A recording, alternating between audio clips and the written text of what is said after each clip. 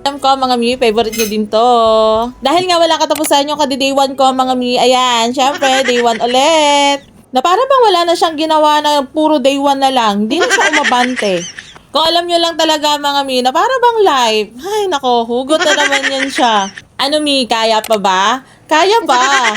Kailangan kayanin mo babae ka. Kasi, di ba, matapang ka eh. Eto ka, oh, di ba? Ang tapang. Syempre, charis lang mga mi. Ang ibig sabihin, tapang sa buhay. Kailangan tapangan mo, kailangan kayanin mo, kailangan lakasan mo talaga yung loob mo para ka pumaldo sa buhay. Para sumakses ka. Ganon ang labanan ngayon. Di ba? O, ayan na. Nagpapamotivate lang ako sa sarili ko, ah. Balik na nga tayo dito sa video ko mga mi. Naghahanda lang ako dyan para magluto ako ng upo. Gulay mga mi. So, sobrang sarap nito mga mi. Favorite ko talaga to siya. Tapos, haluan mo siya ng sardinas.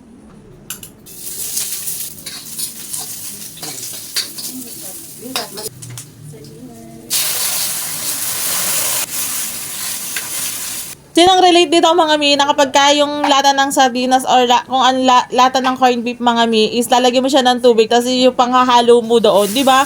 Sobrang lakas maka province life. Province life. Bago nga siya kumulo mga mi, ayan, ilalagay ko na yung gulay dyan para naman sabay silang kumulo. Ganun. Para ba yung brain mo hindi nagpa-function dyan? Char. Ayan mga mi, nilagyan ko lang siya dyan ng asin, mga 20,000 pieces. O diba, nabilang ko pa yan siya. Tapos nang nilagyan ko siya ng magic sarap para naman sobrang sarap talaga niya mga mi. Hindi talaga ako nagpapawala ng ganyan seasoning mga mi.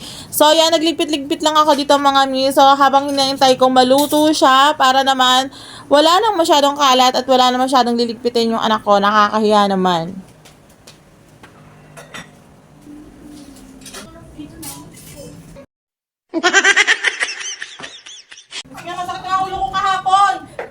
Asal kasi ako dyan ng kapatid ko mga mi kasi nga sabi kasi niya wag daw ako agad-agad na ihiga kasi nga kawo-walking lang daw namin. Kumbaga yung pagod ko daw. Eh sobrang sakit kasi talaga ng ulo ko nung time na yon. So syempre ipinahinga ko kaysa naman mabad trip ako sa lahat ng kasama ko dito sa bahay, di ba? Uy hindi talaga ganon.